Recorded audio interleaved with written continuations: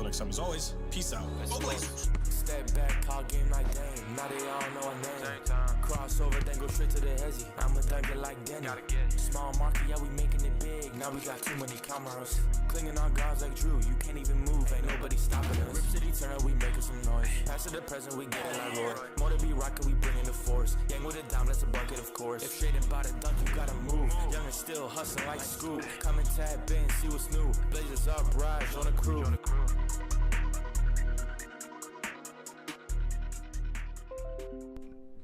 What's going on, everybody? Welcome in to the Blazers Uprise post-game show presented by Sleeper. Your Portland Trail Blazers are above 500 for the first time in the second half of a season since 2021.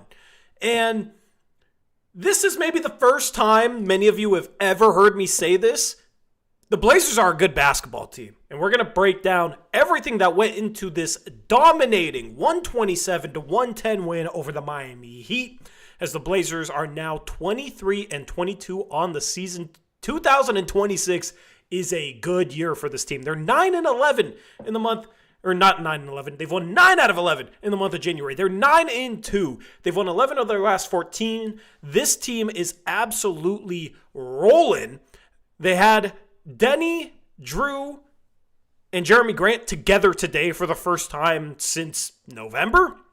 Unfortunately, Avdia hurts his back, but we did get good news from Tiago Splitter in the post-game press conference regarding his availability for tomorrow's game against the Toronto Raptors. What's going on, everybody? Hopefully you're having a good week so far. The Blazers get another win. Man, it's fun to see a team that's winning more games than they're losing on this season. You know, I didn't realize how much I missed looking at an above 500 record for this Blazer team, but it's pretty freaking sweet. Eric, what's going on, man? This was a great win for the Blazers. They really stepped up there in the second half without Denny, specifically one player who I think had his worst half of the year and his best half of the year in the same game. So that's going to be fun to talk about. But how are you doing tonight? I'm doing pretty good. Yes, always good to see the Blazers win. This has been a really fun run.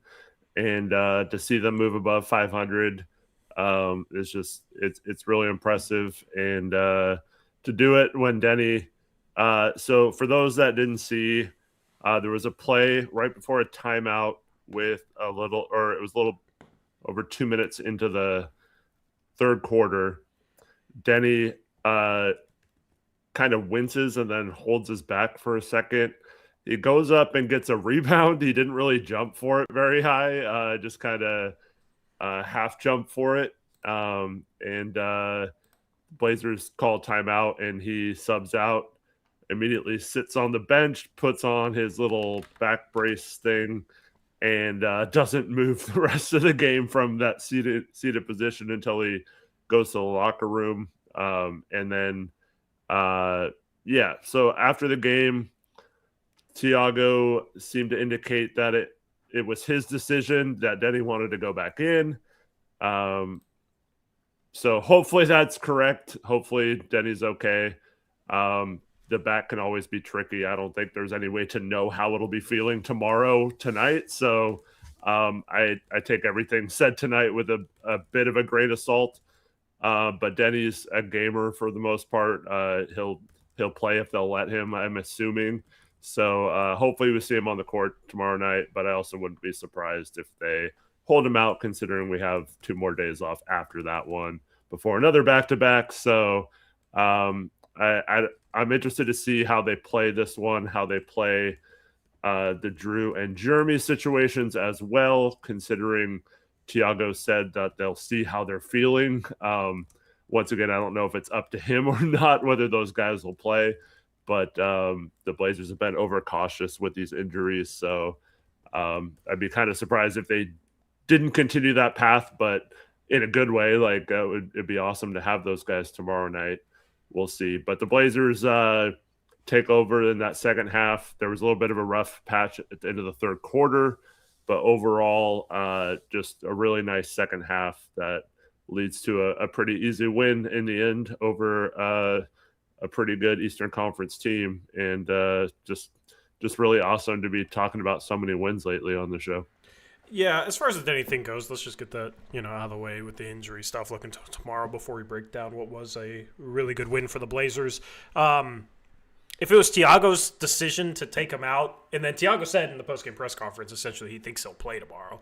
I am going to believe that he is going to play tomorrow. The Blazers have been cautious with injuries, but it's been like the maybe Scoot's hamstring tear and then Achilles tendonitis and calf sprains and that sort of stuff. The back can be a little bit tricky, but it's maybe not something you have to be as cautious with. That's something I think that is a little bit more reasonable to play through, and right now it just seems like kind of like a little bit of a pain tolerance, and the back, Thiago said the back stiffened up on him, so hopefully some rest and recovery will do him good tonight, because assuming they rest Drew Holiday and Jeremy Grant on the second night of a back-to-back, and we already know Robert Williams is not going to play, and this is going up against a tough Toronto team, they're going to need Denny tomorrow. I don't think they win tomorrow without Denny. For as well as they've been playing, I think that's a pretty tall order on the second night of a back-to-back, missing all those guys.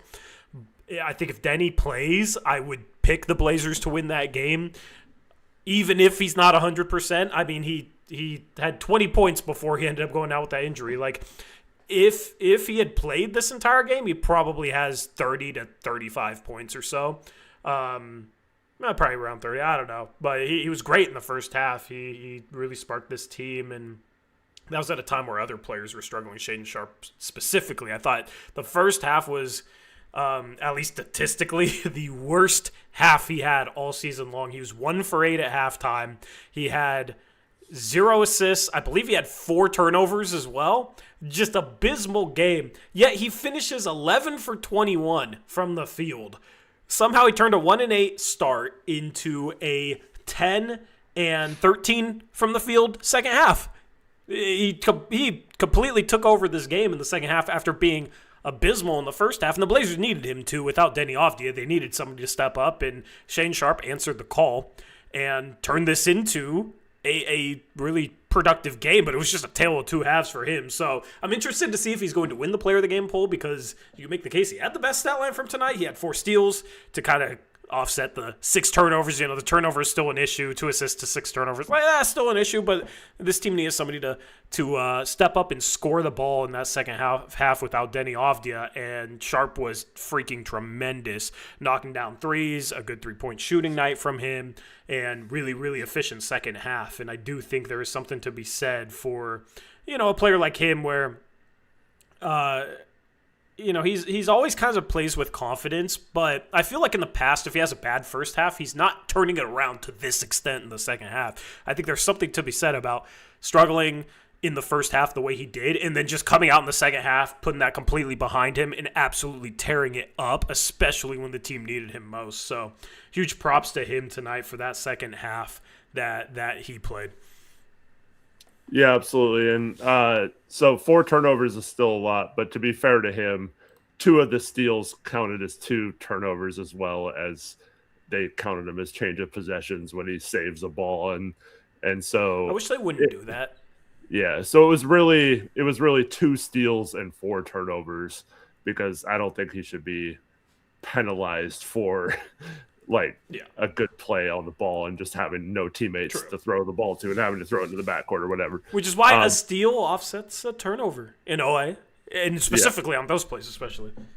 Yep. So it's a little less, but like I said, 4 is still probably too many. The Blazers overall, what do you have the team stats? Yeah, let's pull up the team stats. It was not a pretty night in the turnover department.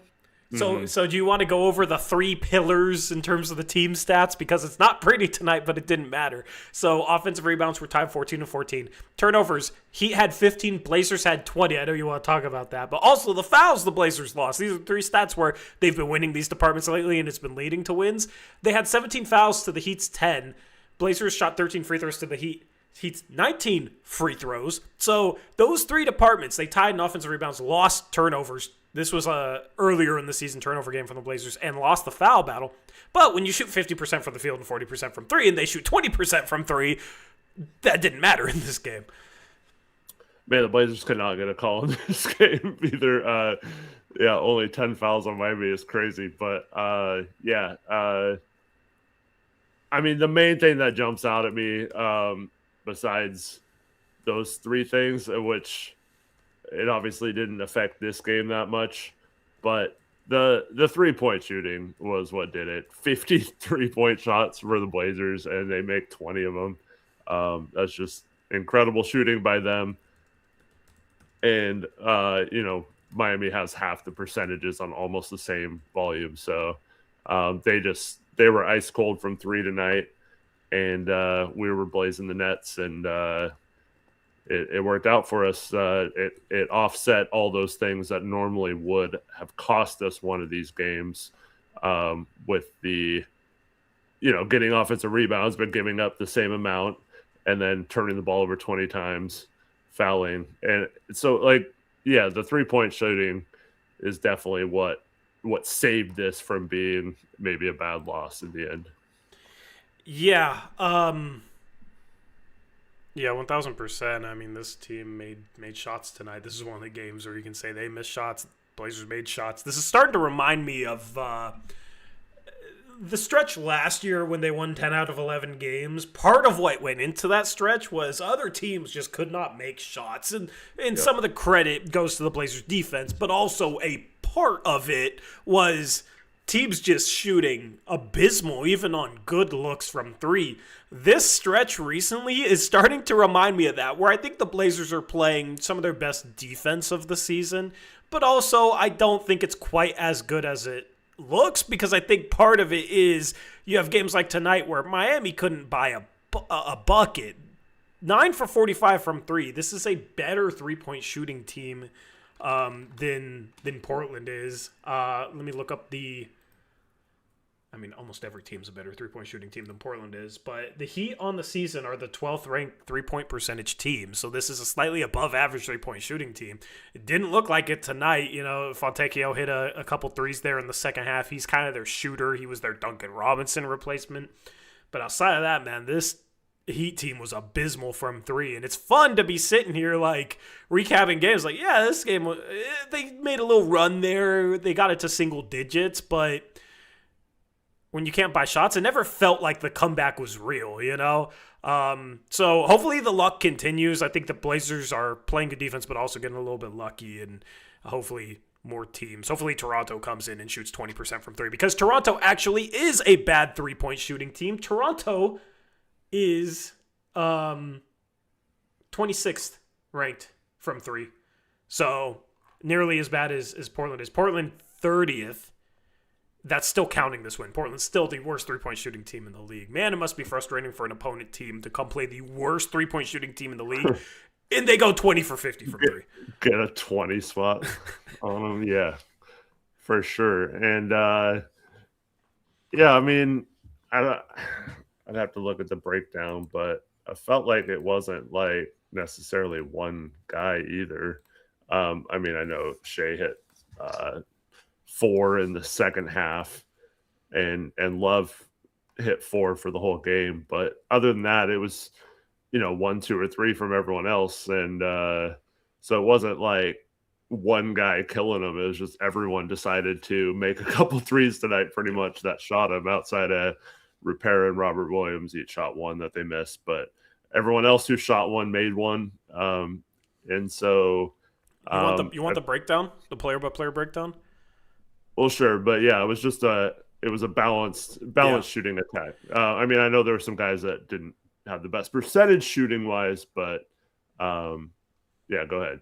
Tamani 3 for 6 from three. Shout out to him. Denny was 2 for 5 from three before hurting his back. He wanted to keep playing. He had 20 points in 18 minutes. That's a freaking star. Klingen 1 for 2 from three. Nice to see him make a three. Even though the three he made, he had such a hitch on that release, man. Yeah. He had a real bad hitch on his release, but it went in. So I guess that's cool. 3 for 7 from three for Drew Holiday. Shane Sharpe 5 for 9 from three. He really got going there in the second half. Jeremy Grant didn't shoot particularly well. He was 1 for 5 from three. He did draw a foul on a 3-point shot, though. Robert Williams, like I said, 0 for 1. Caleb Love was 4 for 12. City Sissoko was 1 for 2. Ryan Rupert was 0 for 1. So Drew, Sharpe, Denny, Kamara, that's you're playing with your normal starting lineup.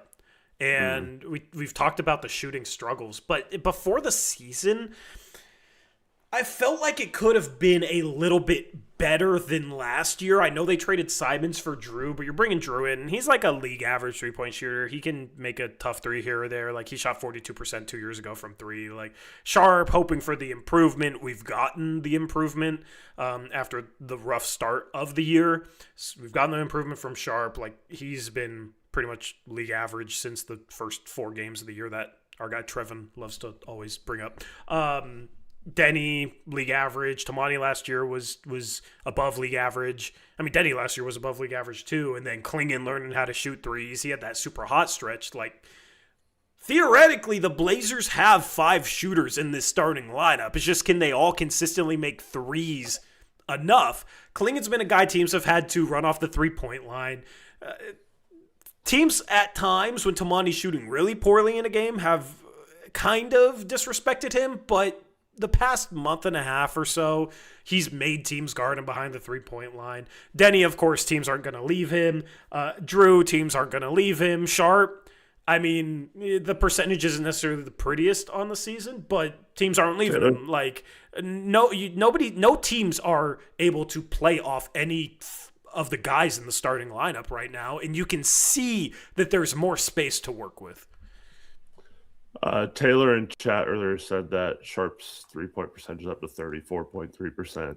Still not great, but it's definitely creeping up there. Yep. Better than, low 30s like it has been. So shout out to him for somewhat trending in the right direction. Yeah, he was 33.5% going into this game, so I assume that's after. Sharpe's above 34%. Let's get it above 35, all right? Let's get it above 35. Let's get to league average, because he does take some tough threes. So if you can be a league average 3-point shooter on tough threes, then you can consider yourself an above average shooter. He's on his way. Travis says 36.7 without the first 4. There you go. I told you. He knows all the stats by completely pretending like the first 4 games didn't happen. So, but yeah, he's a league average shooter on some tough shot selection from 3 if you eliminate the first 4 games of the season. So yeah. It's a 5-out lineup, and we talked about the system needing shooting and space to work, and I feel like lately, I forget what it was. I saw it on Twitter. I forget how many games this goes back, but recently the Blazers have been a borderline top 10 offense. And of course, we had questions going into the season. The goal was kind of like, can they be a borderline top 5 defense and a near league average offense? Because then they're a playoff team. But their offense has caught up to their defense. And I think especially lately, it's because guys are making enough threes. It's still not the prettiest percentages like Sissoko having to play Chris Murray before he got hurt. Like, you still got some guys on this team that don't make threes enough, especially wide open corner threes that teams can kind of leave. But if you look at the starting lineup, and then you got Jeremy Grant off the bench, and then hopefully one day you'll have Scoot Henderson off the bench, and then you got Caleb Love off the bench, who's been shooting the 3 ball better. I don't know how many games of his you have to eliminate, because of course he was like 25% from 3 a month and a half into the season, but that's been climbing. He's been a good 3-point shooter. All of a sudden, you look kind of across this roster, and it's like, okay, theoretically, like, there's no bad shooters amongst those 8 guys. And I still think it would serve them well to go add a shooter at the deadline, but the offense works so much better with having guys knocking down threes and spacing out the defense a bit more. And I feel like lately, it doesn't look like a clogged paint. I wanted to use a different word that had a curse word in it. The first half of the word is cluster. Earlier in the season, man, it was a defensive a cluster F. It was bad. Like, defenses were packing the paint, and you were having Shea and Denny driving to multiple guys and trying to make plays, and they were turning the ball over because they were getting swarmed or kicking out to guys that were missing threes. It looks much, much better lately because there's actually legitimate floor spacing, and everybody in the starting lineup is a threat from 3. Yeah, I still think having like a lights out shooter would completely put that over the top. But yeah, they're doing just enough lately in most games that it's not the huge glaring weakness that it was earlier in the season. So hopefully that trend can continue. But I still think if you put like a lights out shooter that, like every defense has to account for it every second and not leave him open. I still think like long term, that's what's best for opening up just that little bit more for this offense to make an even bigger jump. But yeah, overall, I mean, it's hard to argue with how they've been shooting the ball lately. At this point, like, do you think I don't know. It's hard to. I was going to ask the question, do you think the offense is overachieving on the season? But the season is essentially different parts for the offense. Like, lately it's been night and day different. So I think at the end of the year, I think this could be a top 15 offense and adjusted offense rate. And they're 17th right now. They're 17th defensively. It's funny how those are equal. The defense, I expected to be better. But the offense, I expected to hopefully be near league average. Like, I would have taken 17th best offense in the league. I expected the defense to carry this team. But if they can keep playing like this, they get some bodies healthy, I see a world where they have the potential to be above average on both ends of the floor. Like, that's a good basketball team. If you can play both sides of the floor at an above average clip compared to the rest of the league, like, you're going to win more games than you're going to lose. Yeah, there's still some things to work on, things to clean up, things that certain players can do better, but it's a stark contrast compared to a lot of the offensive worries coming into the season and some of the struggles that they had earlier in the season. Yeah, absolutely. But if you recall back to earlier in the season, there was a point where we were talking about how was the offense rated higher than the defense, and it was very confusing. But we've managed to kind of right the ship on defense.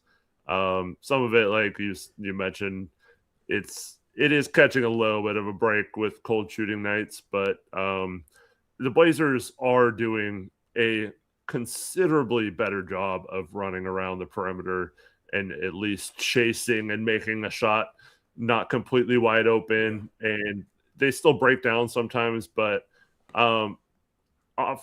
opposing offenses are really having to pass the ball around a lot to get an open shot. And that certainly was not the case earlier in the season. And so I think just that extra bit of like kind of the pressure of having to keep fighting the shot clock to get a good shot because the Blazers are rotating better, it is affecting that percentage a little bit. But some of that is just luck based. My question is, why do you think that got better? I agree, but why do you think that got better? Do you think it was just players giving better effort to rotate quicker, sprinting at guys in their rotations? Or do you think it's just guys being more on the same page in terms of who needs to rotate? I mean, I'd like to hope that it wasn't an effort issue earlier in the season because that's always troublesome to me.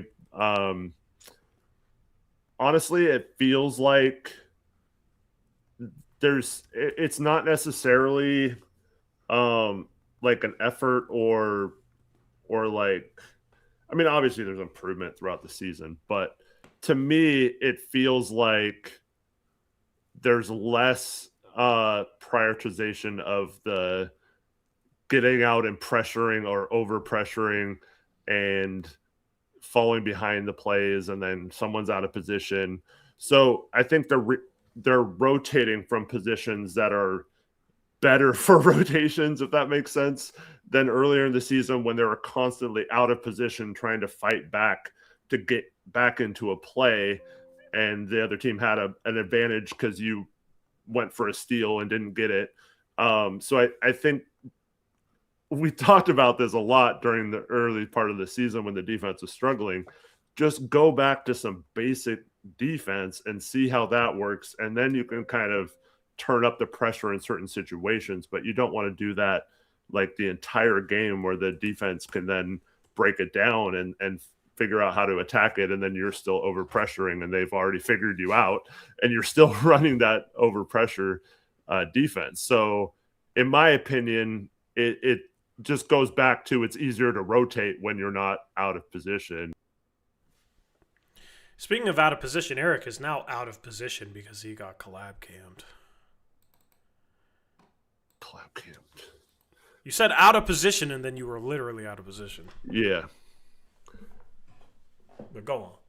But yeah, I don't know. I mean, like, obviously that's coaching or whatever, like telling them to do different things than they were doing earlier in the season. But I don't know. It's just, I think it's a factor of all of the above. Like they're flying out on shooters a little better. They're not quite as jumpy. They're not fouling as much. So you can be a little bit, you can close out a little harder because you don't have to worry about foul trouble as much. And then, well, certain players at least.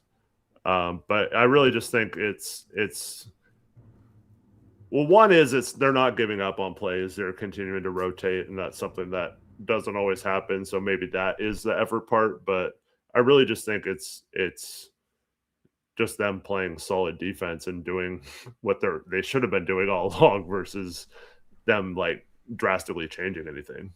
Yeah, I pretty much agree with that. You know, when you're pressuring and then you have to rotate to somebody coming downhill at you, with the defender like cleanly behind the play and out of the play, it's tough for that guy that gets beat while pressuring to like find somewhere to rotate to, because that's the thing is when you help and the ball gets swung, like the guy who got beat normally is finishing the rotation, right? You're rotating away from a spot, and one of the two guys that went to the either the guy that helped on the ball or the guy that got beat, one of them has to fill the back end of the players rotating up or rotating where they need to go.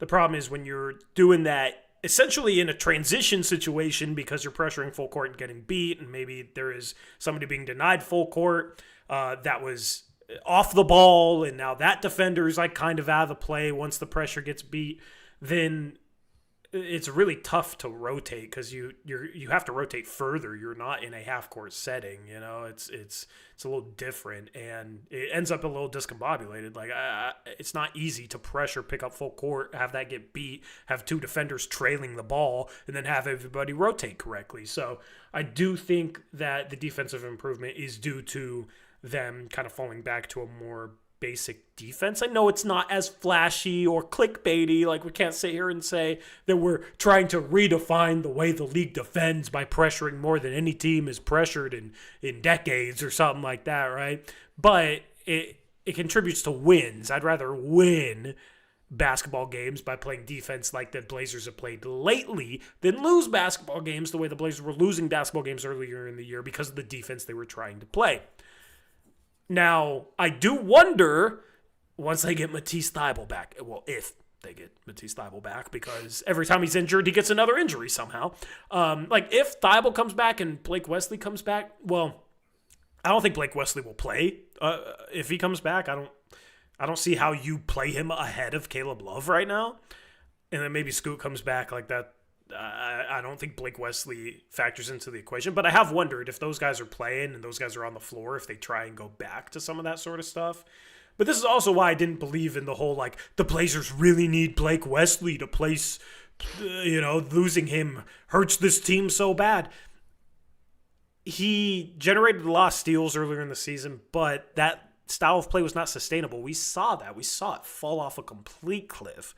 So, yeah, he's good for that style of play, but that style of play is not good for the team. So, I like that they went back to just more basic defense. I know it's not as fun, but I'm having a lot of fun talking about a team winning freaking basketball games. Yeah, absolutely. And some of that stuff is going to play out over the next 2 weeks from today when the trade deadline happens. And so... Yeah, I think the roster stuff will happen. We haven't really talked about Caleb Love yet, but I mean, ends up kind of ruining his game, taking some bad shots there in the into the third and into the fourth quarter. But he had some great moments in this game as well. So yeah, we'll probably have to talk about the lineup or the roster later in the show, but.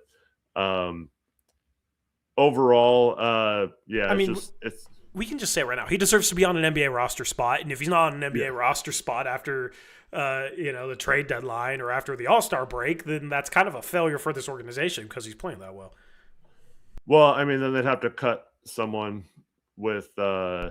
they have to cut someone with a guaranteed contract. Then you cut someone. Yeah. Like, you find a way. Like, he's playing too good to not be on the main roster. He's having an impact on the offense every time he comes in the game. There's no Blazer that comes close to how much he has improved from game one to now. Mm-hmm. And it's not just, like, obviously we know he's a shot chucker. He gets up 12 threes tonight. We know he's going to shoot the ball. But, man, he had some elite passes in this game. The lob to Sharpe, the dump-off pass to Klingon in the second half.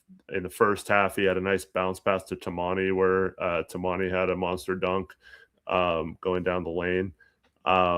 He's making some plays, and he has not hurt us at all on the defensive end for the most part. And that's been – it's nice to see, because if he starts playing – like a point guard with like passing ability on top of his ability to get hot scoring, it's a game changer, because like in the past, one of his biggest knocks for you and I, at least for him, was he can shoot you out of games just as easily as he can shoot you in games. And if he's not shooting well or not hitting his shots, he literally provided nothing for you. In fact, he's probably a detriment to you.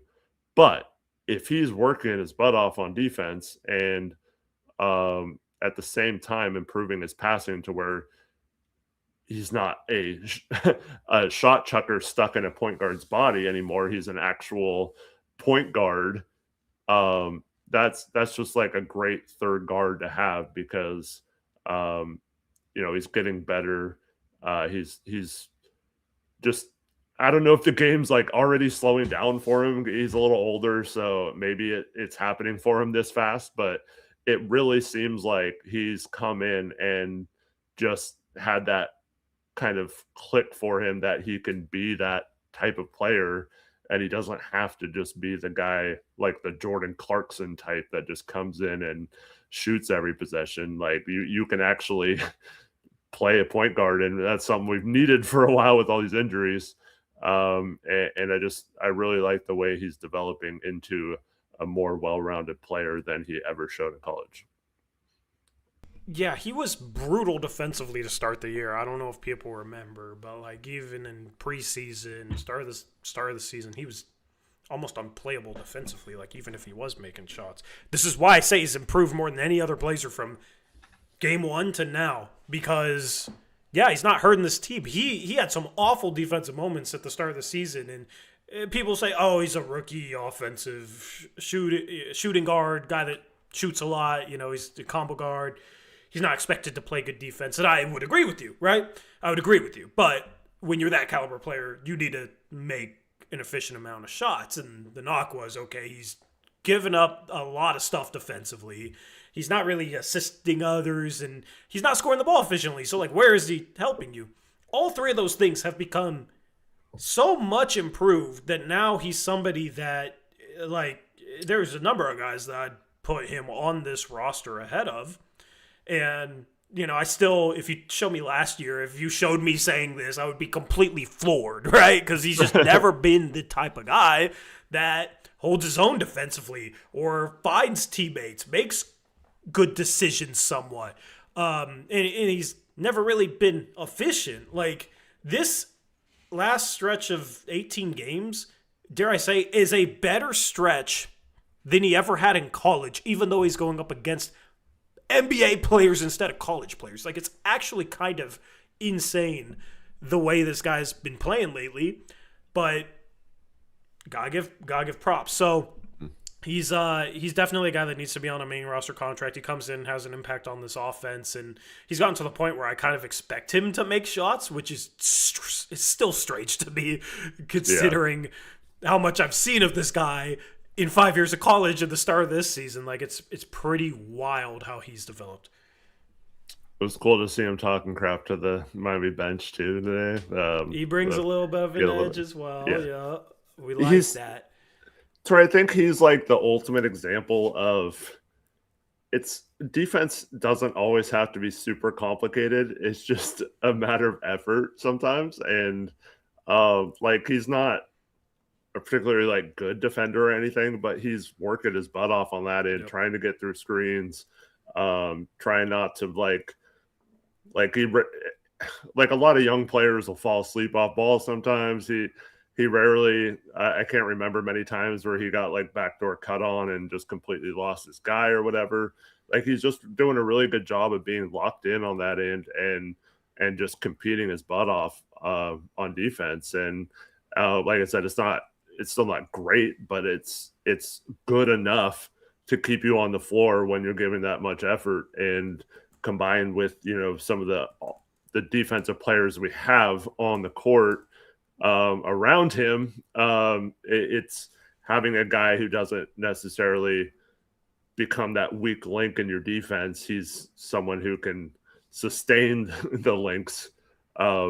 It's been a breath of fresh air to watch him develop throughout the season. And quite frankly, I mean, I didn't think he had it in him to be anything other than what he was. So shout out to him for at least trying to become a better player and knowing that that's probably what he would have to do to stick around in the NBA. Because honestly, if he played like he did in college, I mean, those type of players are every year there's ones on two ways that a new crop of them will come in.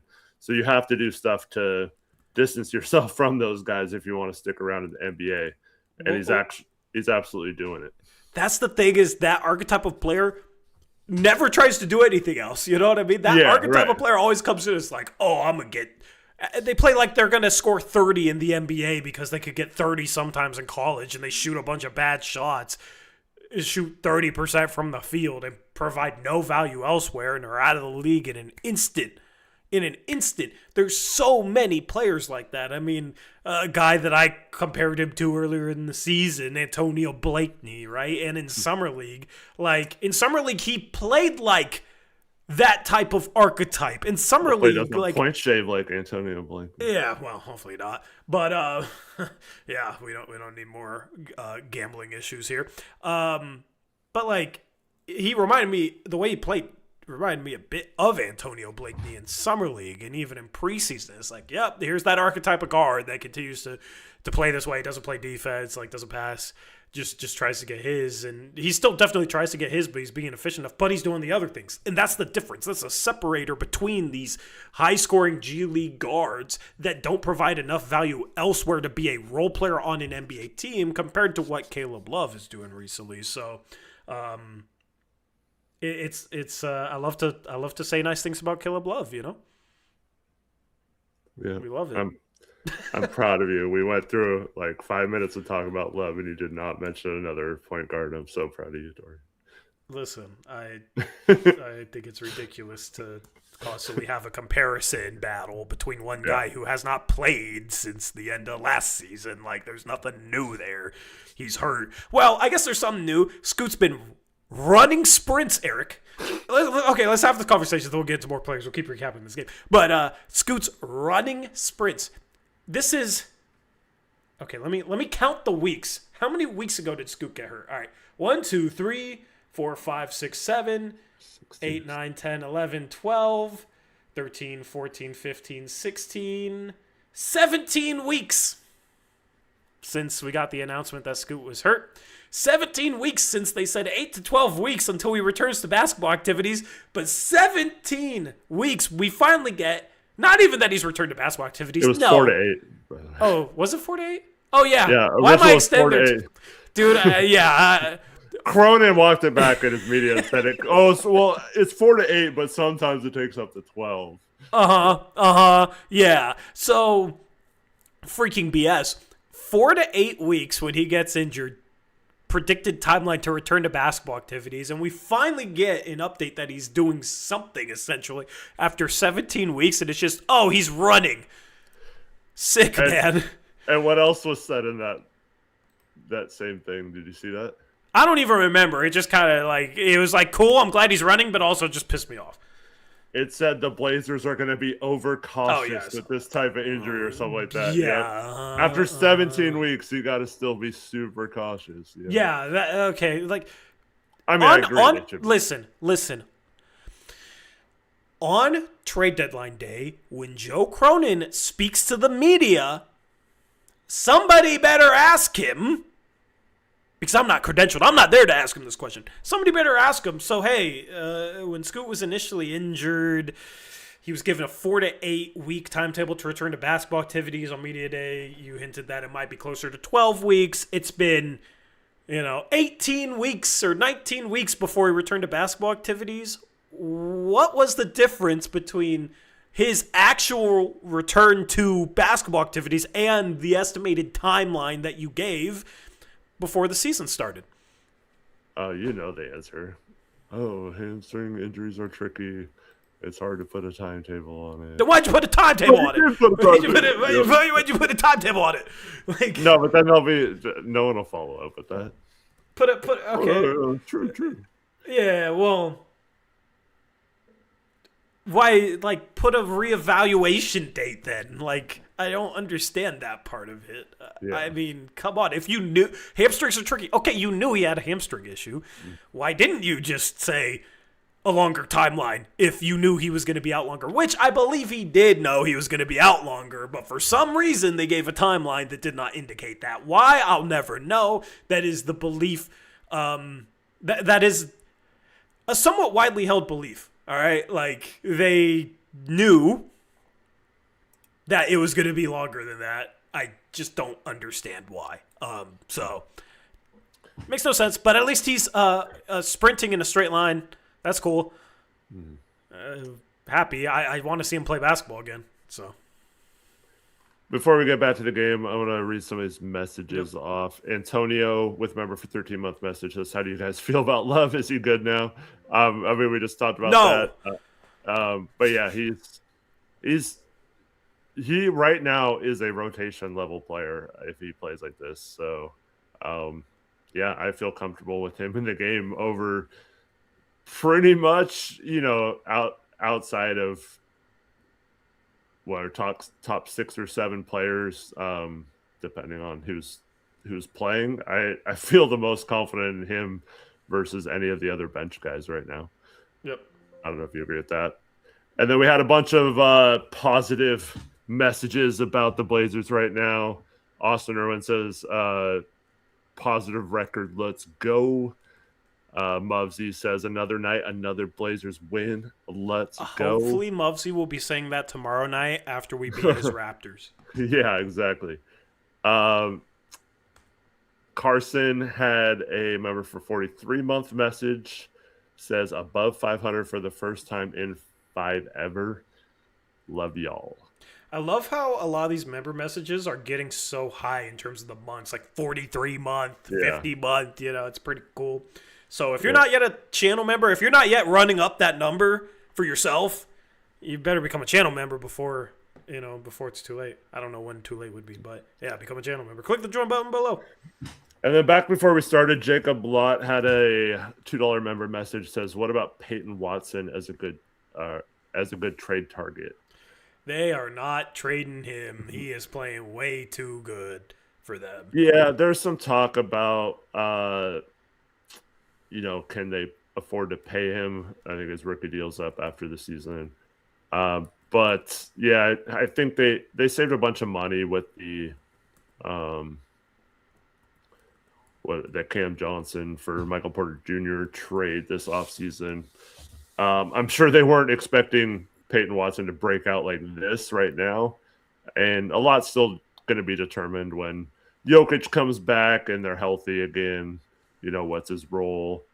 So maybe there's some room to do that. But someone like that whose value is peaking right now, it's just those are the kind of guys that are tough to trade for because you probably have to give up more than they're worth. Yep. And then you don't know how they're going to fit in here and stuff like that.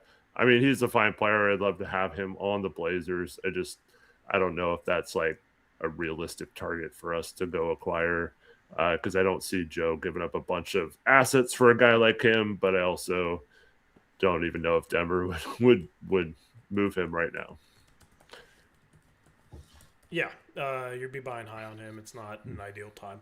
And then we got one from Trevor, if you want to read that one off. Yeah, Trevor Schindler, what's up, man? He says, like the Shawns used to say, the Blazers are red hot and rolling. As always, thank you both for the show. Go Blazers. Thank you, Trevor. Thank you, Trevor. Appreciate Go Blazers. It. And then we had one other one from Woody Woo. And he says, can he get Toradol like GP 2 weeks? Yeah, I don't know if I'm Toradol's assuming you're the talking right about thing, because I don't know if that worked well for GP 2 weeks. So I don't know if you saw this tweet from Hyken. It was right towards the beginning of the show, but Denny was quoted as saying, Tiago does a great job making decisions to protect me. There's a lot of season left. We don't want to do anything that will affect the season in the long run. Says it's up to the medical staff if he can play tomorrow or not. Yeah. Well, that doesn't sound like – that sounds like somebody who's trying to hold on. If it's up to the medical staff if he plays tomorrow, why wasn't it up to the medical staff whether he kept playing today? Why was it up to Tiago? Well, I'm sure Tiago's decision was based on the medical staff.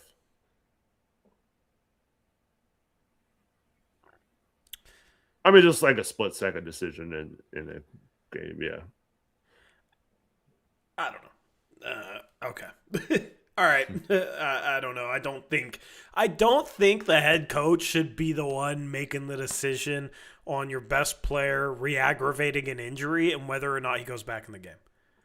But we don't know if Tiago based Chauncey would have had him re-aggravate it 5 more times. I think it's different in the middle of a game versus after a game, but we don't know if Tiago was given an update by a medical person to base that decision on or not, or if he just wanted to be cautious with him. I don't know. To me, it sounded like he just kind of made the – I don't know. To me, it sounded like it's just a random decision. You've been really weird with injuries lately. I've been weird. The Blazers have been weird. No, I know, all but season. But they're pretty predictable and like with they're predictably weird. I don't know. They're predictably weird. I don't know how I'm being weird. I think they're being weird. Yeah. But I mean, do you think that should be a Tiago decision or a medical staff decision? Well, I think it should be both, but I really think if he comes out of the game with holding his back, he's had back injuries, he can barely move on the bench. I think any person can take a look at him and be like, dude, I don't want to risk playing you right now. I'm not putting you back in. But no, there's no but there. It's but just... no, listen to me. Like, I could see our former head coach under investigation by the FBI look at him and be like, hey, you good? Yeah? Okay, go play. The dude that would run guys into the ground. Like, I think some coaches out there, they don't want to err on the side of caution. Like, they want to win basketball games, and they're in the moment, competitive game. Like, I think it's tough sometimes to ask coaches to make the long-term decision in the heat of a game, in the heat of battle. So that's why I think it should be medical staff, like, even if it's in the middle of the game. And maybe that's just not how things work at all. But I do think there's some coaches that, like Tom Thibodeau, would have him re-aggravate it 10 more times. Tom Thibodeau was the guy that was playing Derrick Rose with a minute left in a playoff game they already won. And then Derrick Rose tore his ACL. So, I don't know.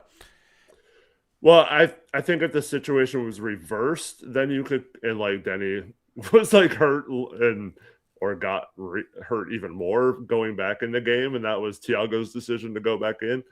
I think then you can question it, but we wouldn't know it's Tiago's decision, and we would all blame the medical staff. Yeah, probably. So, but I don't know. To me, like I said, Tiago's coming from a place where we've been dealing with these injuries since he took over. So he's got experience with this. He felt like how he's felt all season. We'll get this game without you. He looks at him, sees him holding his back or whatever, goes to the sideline, can barely move sitting there. I mean, I think that's no matter what the medical staff, like even if they say, oh, he's fine, put him back in. I don't know, like maybe you put him back in later, but I don't think you have to. And then the Blazers go up. They kind of blew it then at the end of the third quarter, but then get right back to a lead in the fourth quarter. But by that time, Denny had already gone to the locker room and stuff. But yeah, I just feel like if you're sitting on the bench, you can't move. The medical staff should be like, no, he's done. But you don't know if they suggested that to Tiago. Well, like, it's not. They could have. Does it have to be a suggestion, or can they sit there and say, no, he's done? I mean, what happened was, or what could have easily happened was he went to the bench. The medical staff said he tweaked his back, and Tiago based his decision on that, like something they told him. It doesn't have to be that the medical staff didn't say anything. Like, how do we know they didn't tell Tiago a single thing? Well, yeah, I mean, at the end of the day, it should be, hey, he can barely move. Like, he shouldn't go back in the game. Like, yeah. So, I don't know what they said to him, but that's what it should have been. Like, I think sometimes it's tough to have coaches kind of guess, like, is this guy good or not in the middle of a game when it's the medical staff. It's their job to determine if he's good to play or not. I completely agree. If he's going back in the game, I think he would need clearance from the medical staff to go back in. I don't think he needs clearance the opposite way, though. Well, that's what I'm saying. Like, he needs to be cleared by the medical staff to go back in the game. Yeah, it needs to be their decision to clear him. Yeah. Yeah, exactly. It should be Tiago clears him or not clears him based on just a suggestion from the medical staff. Yeah. But I think, when he went to the bench, just hearing he tweaked his back, I mean, to me, Tiago might have just thought that's an instant, I don't want you playing anymore. Like, I don't care about this one game. We'll take our chances without you. I'd much, and I don't think that's wrong. That would make him probably better than a lot of other coaches. Like, no, I know, and that's why, like, it feels like you're like saying it's bad for Tiago. Like, I don't know. I just think the medical staff should either clear him or not clear him. Yeah, it should be the medical staff to clear him or not. Is what I think. But yeah, but even if he's cleared to go back in, I still think the coach could decide that it's not worth it. Yeah, I think that's possible, but yeah, I mean, that's fine. That's fine. I just don't see coaches being like, my best player's cleared to come back in the game. Nah. Well, I'm told he's good to come back in the game. Nah, I mean, maybe that's what happened with Tiago, but I think like in most situations that's not gonna happen for a coach. Maybe I'm wrong. Maybe I'm being a little too hard on other coaches across the league, but let's give credit to Tiago then for making the decision that's best for the long-term health of this franchise versus because he's an interim coach. He doesn't even have this job long-term. He could very easily go the other way and be like, no, I'm going to run my players into the ground. So I think that's great that he would much rather have a healthy Denny moving forward, understands that that's much more important to this franchise and that he's not going to risk something worse happening. I have to give Tiago props for that. Yeah, fully agreed. Fully agreed there. All right, let's get back to recapping. I'm trying to get a little box score graphic ready here, but we're struggling. Shout out to you in chat if you know what scratch discs full means. All right, shout out to you if you know what that means. Muvsies, if he's in chat, he knows what that means. He knows the struggle. Let's talk about Sharpe, I guess. So I'll let you do most of the speaking on him today, because first half I thought was worst half of the season. Second half I thought was best half of the season. So it's a tale of two halves. You know what's funny is I tweeted out something kind of sarcastic at halftime, like about his basically, a couple games ago, I tweeted out they had 0 assists and 5 turnovers at one point. People freaked out at me for it. Like, I just stated stats. Like, do with it what you may. So I said today I have to. Police? What's up? Why are you like the stats police now? How am I a stats police if I just tweet stats? Okay. All I did was tweet his assists and turnovers. It's not policing anything. No, I'm saying like I was talking about your tweet today. Oh, well, no, I didn't want to upset people, so I said I'm not going to tweet about his stats at halftime because his stats at halftime were awful. But then guess what? That's tweeting about his. No, but that's not tweeting a stat. Okay. It's not tweeting a stat, okay? Because there's a couple stats at halftime I could have tweeted. Stats were, the stat line was not pretty at halftime. And then what happened? The Tory jinx came into effect, and he had the best second half of his season. Yeah, there we go.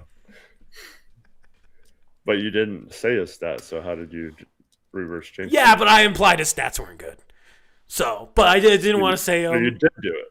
No, but I didn't say a specific stat. Okay, yeah. You can't. So no. I didn't say a specific credit for and then I everything, jinxed him. So I want to take all the credit. So for that, I just wanted to let that be known. I'll take it myself. I'll give myself credit. I know you will. I'll give myself credit. But that's I just wanted to get that off my chest. I'll let you do the talking about his game today. Yeah, I mean, he was awful in the first half. Just was not focused. Like was taking it in and didn't really get very, very good shots up on the basket. And I was pretty frustrated with him in the first half. Luckily for us, we're still, in this game at halftime, and it wasn't like we weren't facing a big hole because of his play. That was mostly thanks to Denny's big first half. But in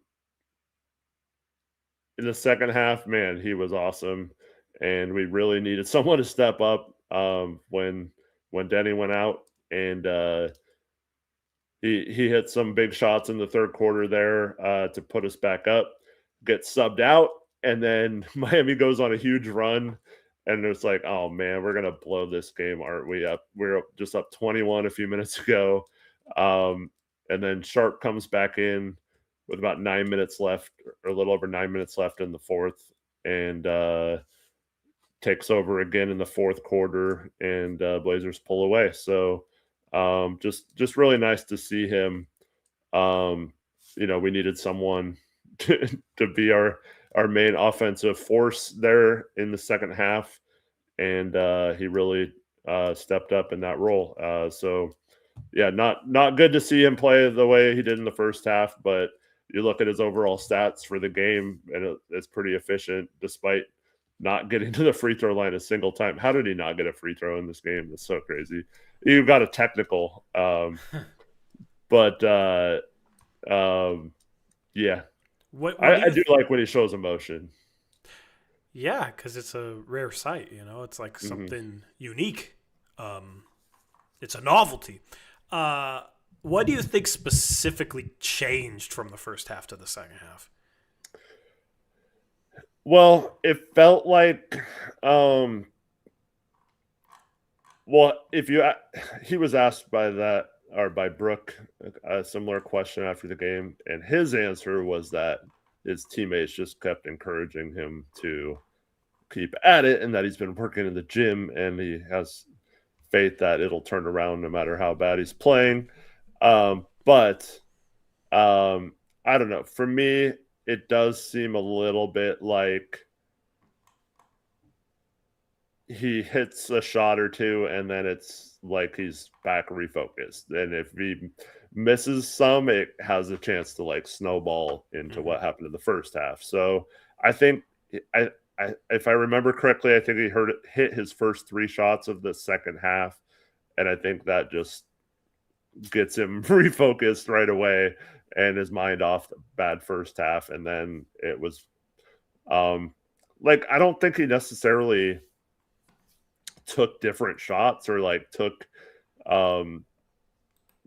better shots or anything in the second half. I think he just started hitting them, and that's it seems so simple, but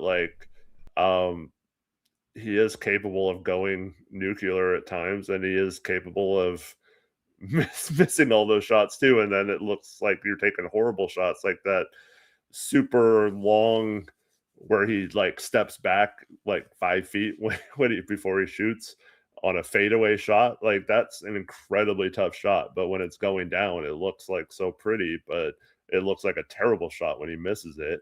And in the second half, it just happened to mostly go in. Yeah, stepped up big, man. This team needed him. Tough shot maker. All right, that's pretty much all I have to say. I mean, at the end of the day, when he has really good stretches, like a lot of it's just like, okay, he had some tough finishes at the rim, made some jumpers, had 24 and a half, like had 24 in the second half, and it's really pretty, and it's like there's like an element of flash to it, but at the end of the day, he can get downhill and get to the rim and finish. Like, he does deal with a lot of traffic, and sometimes he'll turn it over, sometimes he'll struggle, but when he can get to the rim, we know that he's a pretty good finisher. So when the jumpers fall in, it pulls everything together. Like, the jumper is the key to his game, and it's the three-point jumper. I still don't know how I feel about some of the mid-range shots that he does take.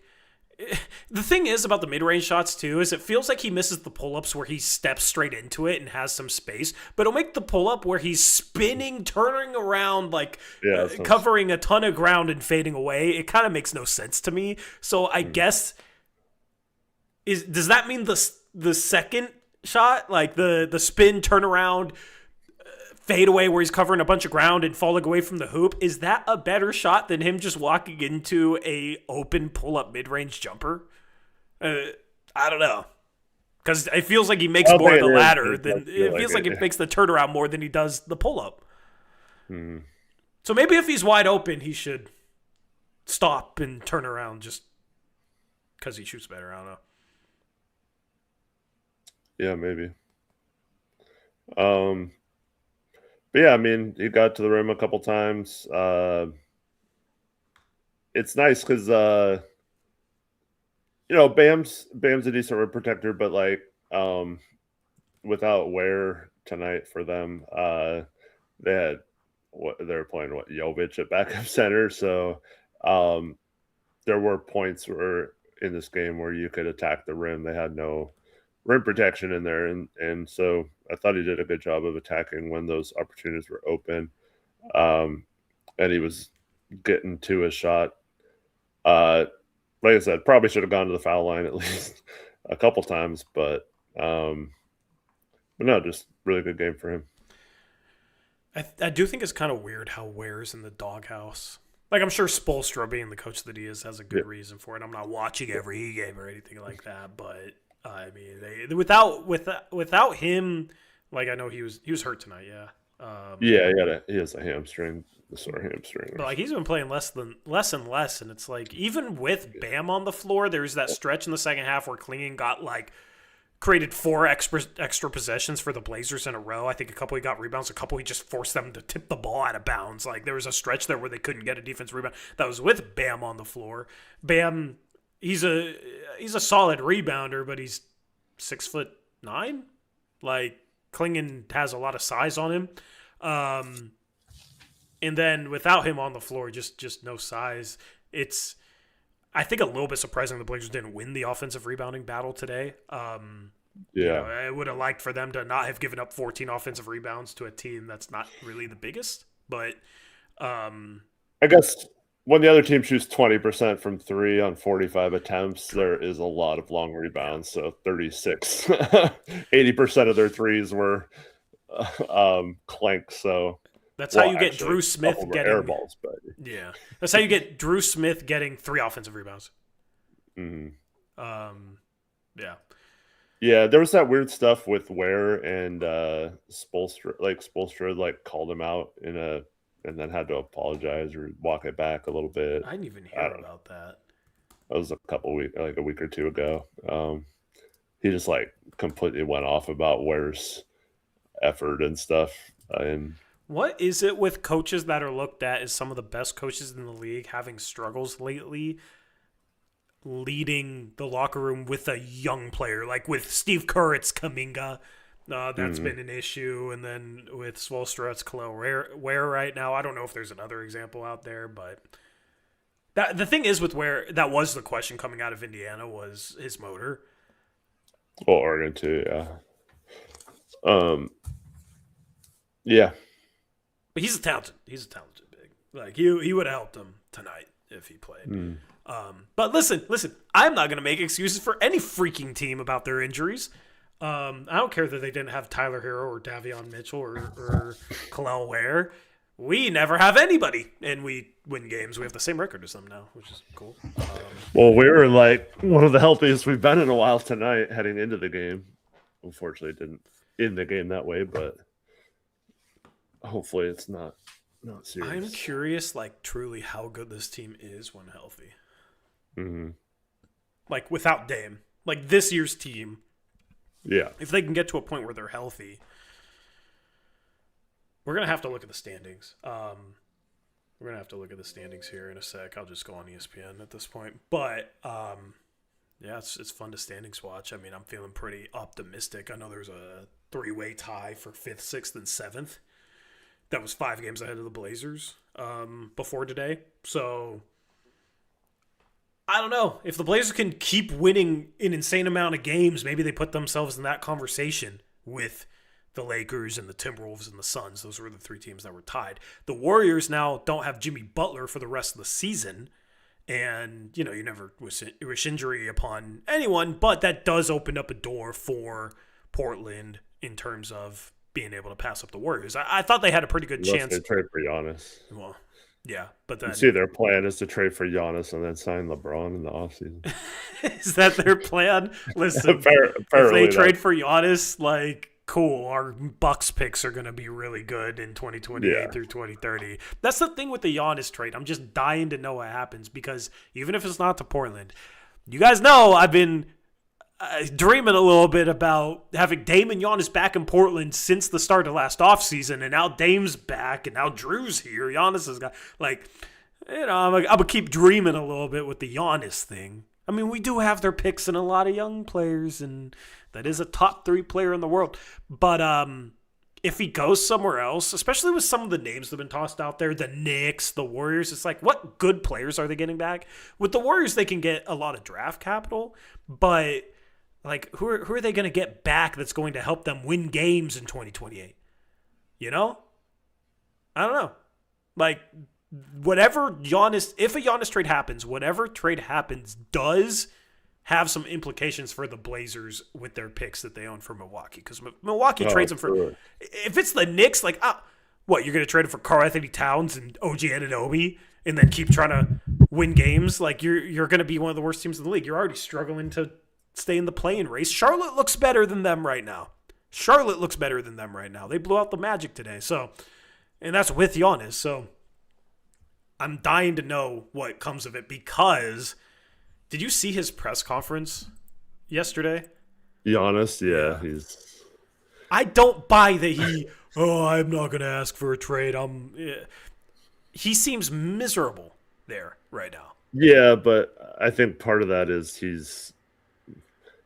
he's like quiet quitting on them, trying to force them to trade him instead of just demanding it. Absolutely, because you remember when I said this a couple weeks ago? Like I think this kind of is common knowledge, but he likes to keep a certain public image up. It feels like, you know, where he wants to be the nice guy that like has, he's loyal, he has good traits, and I'm not saying he doesn't, but there's just an element of like caring about the public perception of himself that he has, and I feel like some of the stuff lately about he's staying, he would never ask for a trade or whatever, I'm kind of paraphrasing, but it always kind of felt to me like that was more of the PR work for him, public image facing thing for him. And I think if he does end up getting traded, I think it'll ultimately become like the Bucks and Giannis, have mutually agreed it's best for Giannis to get traded. It'll be part of it will be the Bucks have come to the conclusion that they need to move him. Like, it won't just be Giannis wants out or anything like that. That's my gut feeling.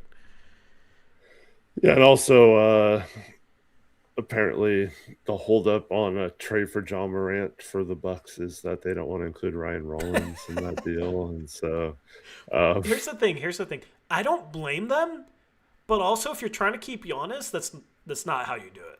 Like you might as well just trade Giannis then if you're caring about keeping Ryan Rollins instead of taking a swing on a John Morant. Yeah. In order to make the Giannis thing work, you have to take a swing on somebody with a bunch of risks that might have some level of upside. You have no other upside otherwise. Man, who did not see that Kuzma trade as being like the like a dumb move for them in terms of like trying to keep me honest? Like it was just so weird. Kuzma sucks, and he's not a good fit there. That was stupid. That was so stupid. So, we got trade deadline. Oh my goodness, it's 2 weeks away. 2 weeks from today, yeah. I guess I'll start plugging the stream. Yeah. For those that don't know, we start pretty early in the morning. We go usually 5 hours, 6 hours sometimes, depending on how much action there is, and we'll be here from several hours before the trade deadline to an hour or so after to make sure there's no last minute trades, and we'll talk about every move that happens around the NBA. We're just hanging out with you guys and talking about it. Hopefully we have, unlike last year where there was absolutely nothing happening for the Blazers, hopefully there's at least a small trade to open up a roster spot or something that makes sense. But yeah, we'll be here on February 5th. It's a Thursday. We'll start that stream pretty early in the morning Pacific time. Yep. We'll react to the Blazers trading for Anthony Davis, and then we'll talk about how that puts them in position to trade for Giannis in the offseason, you know?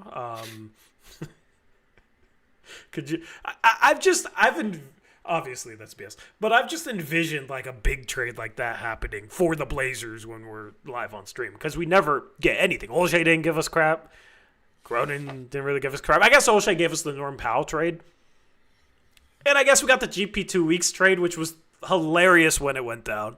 Like, this is why you still got 2 years of the stream, because it's that was like right at the buzzer. It's right at the buzzer. GP2 gets traded. I called Kevin Knox getting rerouted to Portland because I've always been a little bit of a Kevin Knox hater, and then he gets rerouted to Portland, and it was I called that. There's been a lot of fun moments even with the inactivity, so that's why you got to tune in for that stream. Yep. Okay, let's box score, please? No? Okay, let me connect it. I will connect it. I can connect it. Let me connect my webcam. Nope, not that one. That one. Hello. All right, here we go. There we go. We got a freaking box score. I love it. We talked about Shea. We talked about Love. We talked about... I don't know. I don't think we talked about anybody else. Denny, 20 points in 18 minutes, 7 rebounds, 4 assists. He is great for half a game. I mean, if you extend this over another 18 minutes, he would have had 40 points, 14 rebounds, and 8 assists. Or he would have had a second half like Sharpe had in a first half, and they would have balanced each other's out. I don't know. Yeah, I was thinking when they announced that he wasn't coming back in, I was like, crap, that's going to hurt his overall numbers. But barely. It's kind of funny when 27 and 4 does hurt it a little bit, but not enough to like really matter. But it helps his per 36 numbers. Yeah, it does. Your favorite stat, per 36. Yeah, take out the minutes discrepancy so that when a player gets hurt halfway through a game, it doesn't kill their stats. You know what I mean? That actually is one of the reasons why, like, especially when comparing players, you got to take into account, like, okay, this guy's doing it for 32 minutes a night compared to this guy who's just, like, going hard for 10 minutes off the bench. Obviously, like, there's a bit of a difference there, but that's why people will use per 36 stats to just get rid of the minutes discrepancy. You can also use per possession stats for the same reason as well. Yeah, like Trevenant Airmans or something. I just like per 36 because it contextualizes the numbers over the allotment of minutes that like a high caliber player would start for. It would start and play. Because it's kind of like the upper limit. in terms of minutes. The 75 possession thing just seems so random to me. Yeah. Like, why 75? Yeah. Why not just make like a round number, like 100 or something? Do it the average number of possessions in 36 minutes. Maybe that's close to 75. I don't know. Per possession per 36 minutes. There you go. There you go. The best of both. Yeah. Elizabeth Astor says, per 36 is terrible. Use the guy putting out 20 minutes of energy and act like it would be the same as the other guy actually playing 35 minutes. I just said you have to contextualize it. Yes, that is context. You have to contextualize it a little bit. But I will say there has been players that I think have been underrated because their per minute production in limited minutes was really, really good. And they went somewhere else, got more minutes, and played better. Like, we've seen that with a number of guys. Like, one guy, I think Hartenstein was one of those guys in the past. I'm kind of forgetting, like, some of the names. But I do remember there being specific guys, specific cases of that. So, Chris Murray. No, just kidding. Yeah. Like that's the thing is I think the ideal, like trying to find a diamond in the rough that's already in the league. The ideal thing is you find somebody that's like putting up really good numbers for 18 minutes a game, where they're not playing enough for their value to be super high. And if you're a rebuilding team, why not sign the guy? If you have a bunch of open positions, why not sign the guy, give him more minutes, and see if he can replicate that production over a higher amount of minutes, and then maybe, you found a good starter that nobody expected, right? Just by increasing the volume of minutes they get. So, anyway, we're good. It was a good game from Denny. Hopefully he's okay long term and doesn't miss many games, if any. Because that would be sweet to win tomorrow night too. I think the back thing is just going to be something that they manage and hope heals over the All-Star break. Yeah. Well, I mean, it doesn't really matter long term if he doesn't play in the All-Star game, but man, to finally get an All-Star again, and to have them not be able to play because of injury would suck. So hopefully you can at least play a little bit in the All-Star game because, I definitely want him to play. Yeah, the good news is after tomorrow, the Blazers do get 2 days off in a row. And then they do have another back-to-back, but then they get another 2 days off in a row. So they have 6 games. They go on a little East Coast trip. Two games in 6 days. Yeah, East Coast trip. That Washington game, going to have to figure out how we're going to stream that because I got Rec League playoffs on that Tuesday. So that would be a 6:30 post-game show. Might not be there. Wouldn't be able to be there till like 7:15. So, yeah, I might have basketball that night too. Then maybe we just delay the stream. It is the Wizards. If we're going to delay a stream, the Wizards are a good opponent for it, right? After we lose. I'm coaching 2 basketball teams right now, so pretty much every weekday I have something. Yeah. Yeah. All right. Yeah, Denny, I mean... Oh, we need to do a player of the game poll. Player of the game poll. Can Denny win it playing half the game? Can Sharpe win it playing half the game? And tanking the other half of the game? I guess we'll put Caleb Love on there, and we'll put... Nobody else really belongs there. Tiago Splitter. No, just kidding. He's not a player. Doesn't count. Okay. Yeah, we'll do 3-person poll. There you go. 2 guys that played half a game and a 2-way player. You would think that if this was the case, we would be really, really bad right now, but we're really, really good right now. Before the season, game 45, your player of the game poll is a guy that went 1 for 8 in the first half, had 0 assists and 4 turnovers. The other guy gets hurt at halftime, and Caleb Love, a 2-way player. If you told me that before the start of the season, I'd be like, oh, he must be 8 and friggin' 37 right now. No, we're above 500 for the first time since 2021 in the second half of the season. So, vote in the player of the game poll. A lot of people wanted Tamani on there. Are you guys actually going to vote for Tamani? I don't know. He did have 8 rebounds, 6 assists. All right, fine. I mean, Shaedon Sharpe ran away with this. All right. I mean, Shaedon Sharpe's going to win this poll, let's be honest. But do we do Shaedon Sharpe's first half, Denny Avdia's second half? Get weird with it? Nah, I don't know. The Sharpe's going to win the poll. Sharpe got 85% of the vote with 39 votes. Like, you guys are not going to vote for Tamani. But all right, yeah. I'll give you the opportunity. But yeah, I'm just doing Sharpe and Tumani.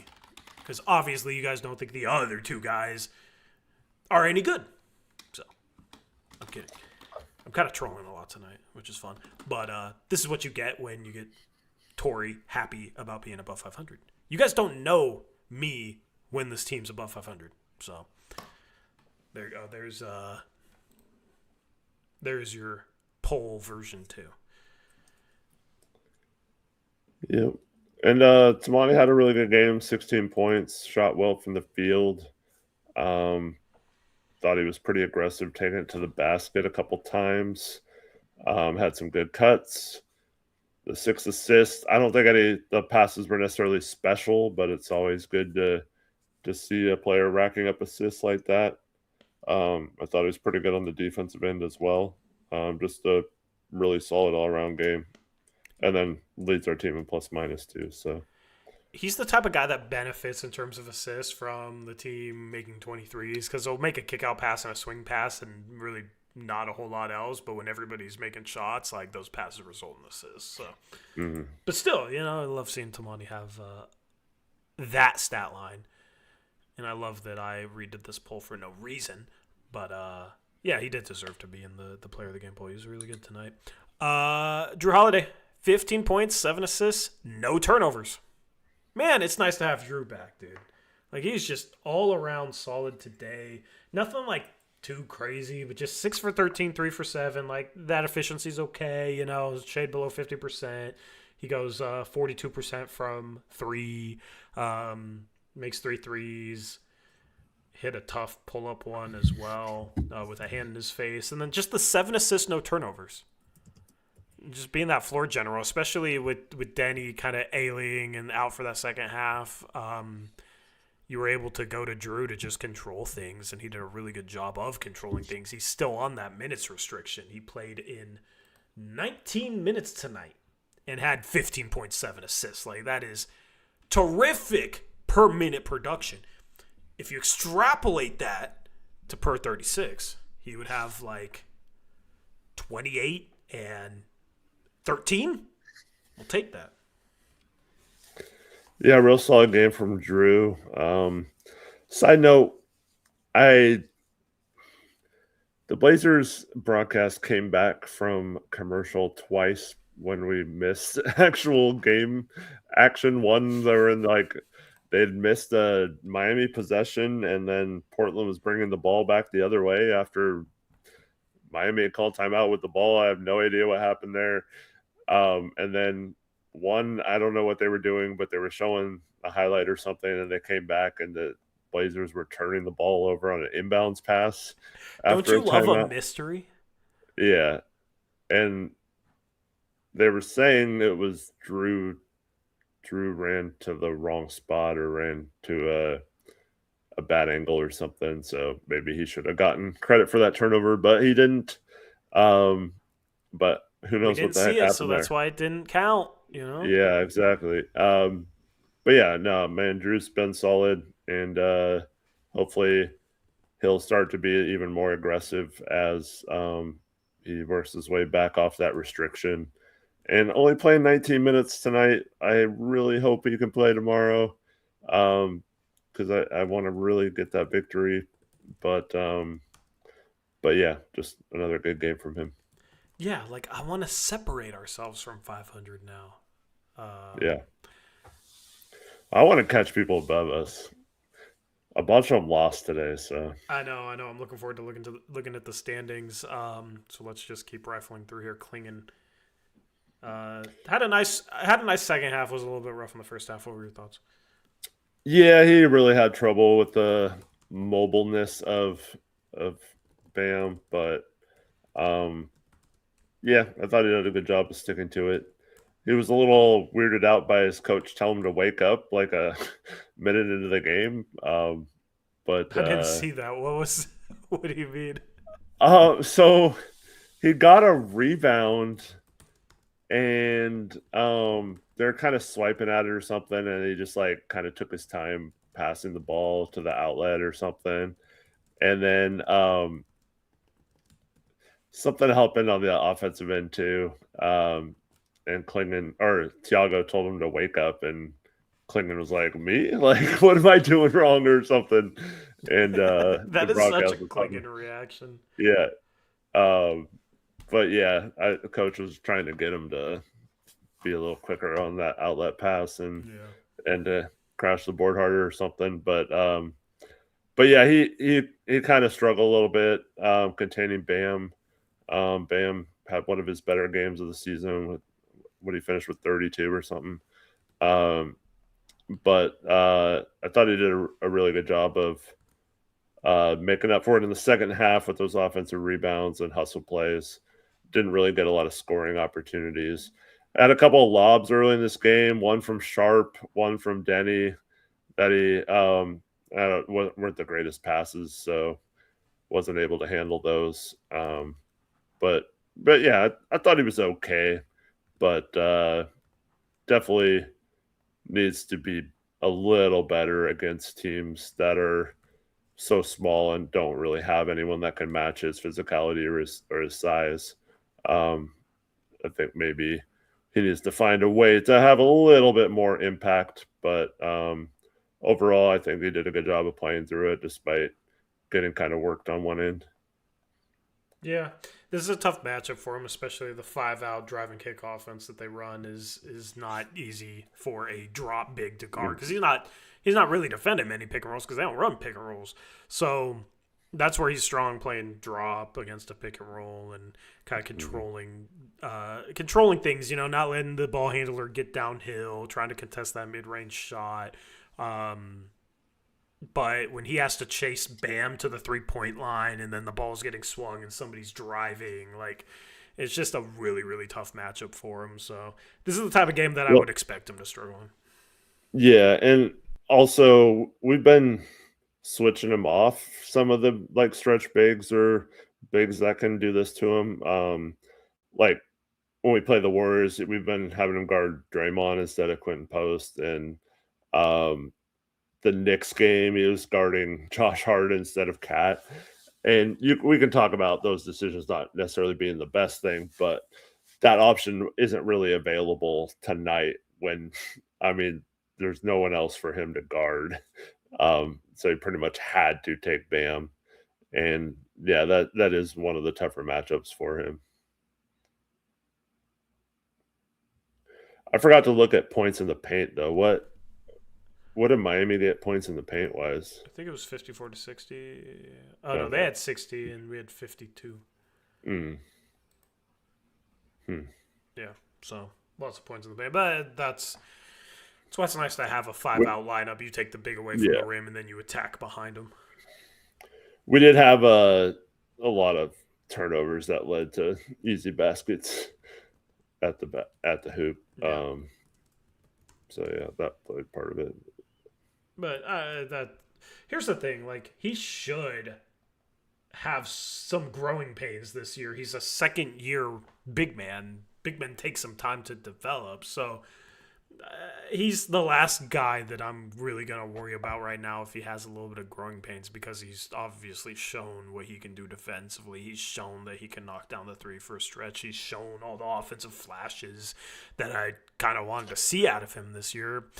Going forward into the future, it's building consistency upon them, but I don't expect him to be flawless right now, especially against a tough matchup like this. So move on. He had a really good stretch there in the second half, though. He got them maybe it was 4 out of 5 possessions or something like that, but he got them a ton of extra possessions, and a couple of them weren't offensive rebounds for him because he's basically crashing and there's 3 guys trying to box him out and they can't even corral the rebound and they tip it out of bounds. That's not an offensive rebound for him on the stat sheet, but in effect, it's the same thing. He's generating extra possessions for this team, and when this team is making the amount of shots that they made tonight, but also having 14 offensive rebounds, Klingen's making an impact there. Like, that is truly valuable for this team. It can be a night where he's maybe not having the best defensive game and not really doing anything offensively, but just the constant threat of him on the boards is a huge reason why this team is one of the best offensive rebounding teams in the league. So I just like that that's something consistent that he'll bring every single night. Yeah, agreed. All right, JG, 23 minutes, 12 points. Your thoughts? I think he really struggled in the second half. I did think he had some good moments when he came in the game initially. Got to talk about this play. So he had a drive and a dunk that put us up 10 in the first half, and the refs called a freaking offensive foul. And it was like he dunks the ball and comes down, and I forgot who it was, if it was Larson or someone else, was standing like underneath him. And so he comes down and his arm hits the player as he's coming down. It didn't swing it, didn't like go out of his way to hit the defender, but like the refs call an offensive foul on him for using his off arm. It was so ridiculous. That was not a offensive foul. If anything, that's a no call. And that's so why I you thought hang that on the was- rim and pick up a tech instead, because it still counts, right? Yeah. So I thought that was, and then from that point, I didn't feel like Grant played very well. But I thought he had some good drives prior to that, and then but yeah, I don't know. It was it wasn't the greatest shooting game from him, but I don't think he was like awful either in this game. He was fine. He was trying to attack the basket, wasn't settling for mid range, just wasn't knocking down his three either. Yeah. Yeah, I don't really have much to add to that. Side note, since we were talking about Peyton Watson earlier, I didn't even see his stat line from today. Did you see his stat line from today? Oh yeah, my 30 something. Yeah. Yep. He listen, Denny. If he keeps playing like this, Denny might have some competition for most improved player. I mean, there's other guys that are competition, but like he was like a defensive only player. Like essentially, he was like their version of Tumani before this year. Like imagine Tumani putting up 35 points, 8 boards, 3 assists, the way Peyton Watson's doing it. I don't know. There's your Jimmy Butler comp, I guess. You know, not Tumani. He's playing awesome. So that's the thing. Shout out to Henry. Well, I was just here. Read off his. I was just gonna say like that's the thing. Sometimes there's a silver lining of certain guys getting hurt because it allows other guys to step up, and they're still winning games. They're 30-15. I think they're like 8-4 without Jokic or something like that. Somewhere around that. So they're still winning basketball games. Other guys are stepping up, gaining confidence. Jokic will come back. Like the Jokic injury has not hurt them at all. The Jokic some nice rest, so he's ready to go for the second half of the season. If anything, it might be a positive, which is insane. But yeah, go ahead and read Henry's member message. Or he became a starter member. Shout out to Henry Thomas for becoming a starter member. Thank you. Hopefully he wants to get up to the 50-month member messages we've been getting. That's a lot of months. We've been doing this for a while. We've been doing this for a while, and it feels like the first time we've ever been above 500, you know? Mm-hmm. I don't even remember doing post-game shows for playoff games. Well, it's been like the second half of the season. It's been since the 2021 the 2020 season basically was the 2020-2021 season was basically played in only 2021. But when did it start around like Christmas that year? Yeah, it started around Christmas. I think Christmas might have been the first day, but I don't remember. But that season, our last season with Stotts was the last time we were above 500 this late into the season, I think. Yep. That was 2021, man. It'd be weird to do. It would be weird to plan content around, we have a playoff series, like playoff preview. Yeah, I don't know. I've never really planned content around a playoff series, like legitimately. We covered the playoffs back then for the first 2 years of the channel, but the channel isn't what it is now. So I don't know. It'd be a interesting experience. Well, also the first year of the channel was the bubble year where the playoffs were. It was just really weird because like games were during the day and it, we beat the Lakers in game 1 of that series, and we had that play-in game where we beat Memphis, and then we had the Karis LeVert shot in game 8 of the bubble regular season that if it goes in, we don't make the play-in, and that game was ridiculous. Yeah, it was short of the Nets team. Yep. And so, we had that, but that was just a completely unique time. And then the following year, we have the Denver series where Dame scores 55 in game 5. That was 2 playoff post-game shows ago.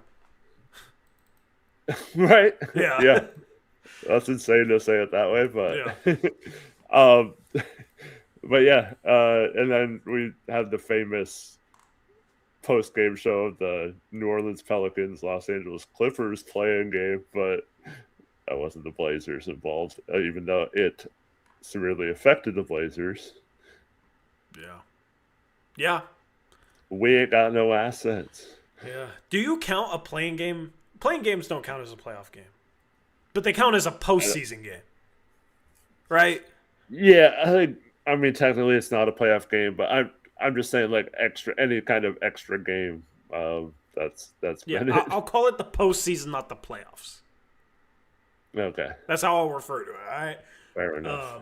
Because it is after the regular season, but it's like before the playoffs. It's in between. I feel very confident that they'll get there. Let's finish talking about some of the players. Let's see here. Let me go back to the freaking right box score here. Repair didn't do much other than he had a couple of steals that were big plays in this game. Other than that, didn't really no points do over much. from Missed 3 his in own 13 shot. minutes. Yeah. City made a 3. Had his other basket was just a deflected ball that just happened to go right to him standing next to the basket, and he put it in. I missed the dunk. Tried to poster someone. I forgot who it was, but he's got like rib checked. I don't know how to describe his athleticism. He's like unathletically athletic. Yeah, he's like chunky athletic. Yeah. Yeah, where he's like he's athletic, and he gets close to making plays that are really athletic.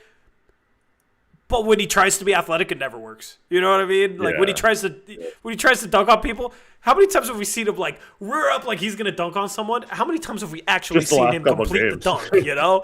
No, sometimes he gets fouled, I guess, but he's unathletically he's an unathletic athlete. I don't know if that's a good thing or a bad thing. It's very confusing. Jacob says he tries to be Shane on offense and 2 on defense. Yeah, that's pretty accurate. He's not either. I mean, he's trying to be the right people, but he needs to be himself. Like, dude, just that should just be a finger roll at the front of the rim. But he really wants. He comes in on defense and he like wants to make the biggest impact and be physically imposing and like force turnovers, and then on offense he wants to dunk on everybody, and I love the ambition, but it's a little too ambitious. He'll try and he'll have some dimes, he'll zip these passes, you know, and then he'll throw it at Repair's feet. Like, it's fun. It's just a freaking roller coaster, you know?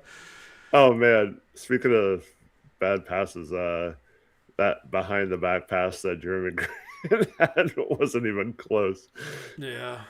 I don't know if you saw that one. Jeremy's just trying to do a pass, though. You know? I know. He's but trying that to be one, a little creative with his playmaking. Last game he had a few games ago, he had a beautiful behind the back pass, but that one was not there by the time he threw it. It was already too late. But can we teach him a behind the back rebound, and maybe he'll get more rebounds because it'll be behind the Maybe. back. I don't know.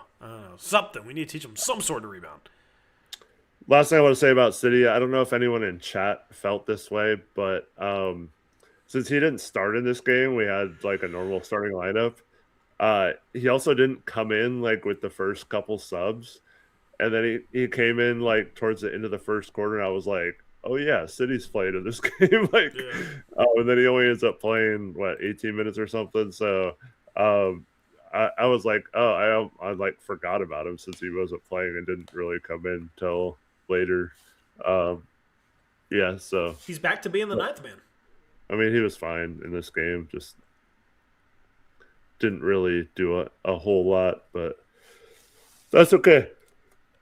I wonder, so when in this game, if Denny doesn't get hurt, how many minutes did Repair play in the first half?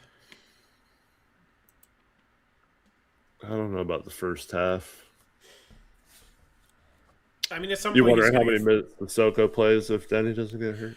Yeah, at some point, Repair is going to get phased out of the rotation. I think even if they don't get guys back, just like Denny playing more minutes in a game like today, Drew playing more minutes, Jeremy playing more minutes. The question is, once Chris Murray comes back, is he above or below City Sissoko?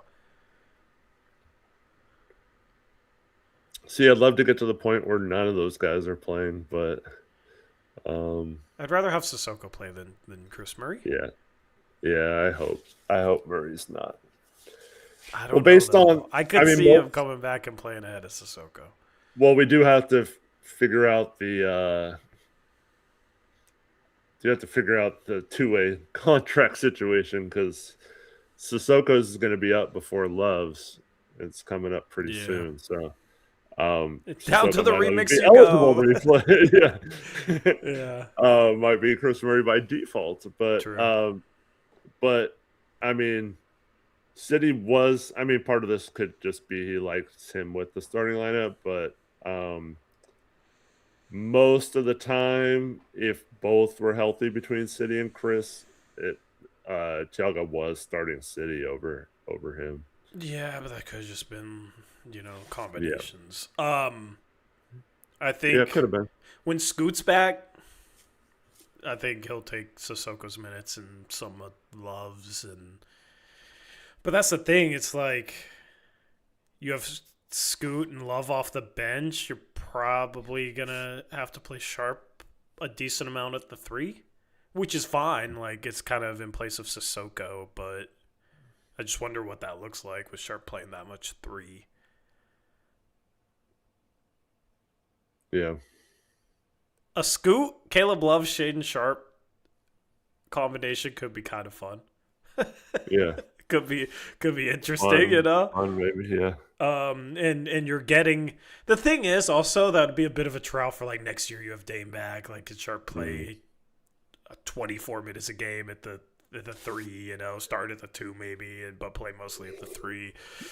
I don't know, but I think like that's the way that it should go. Is you get, if healthy, even without Dame, like your top 9 is the 5 that started today. It's Jeremy, it's Robert Williams, it's Scoot Henderson, it's Caleb Love. Like in whatever combination you want to put them, that's the top 9. 10th, like Thibault, 11th man. I don't know. Does it really matter after that? I guess it does if guys get hurt. But like 11th man, that's where you start having the conversation. Like Sissoko or Chris Murray or Blake Wesley. But I kind of think with Scoot, Love, Sharpe, and Holiday in the top 9, that's 4 guards. Like Blake Wesley's kind of like break glass in case of emergency type of guy once he's back.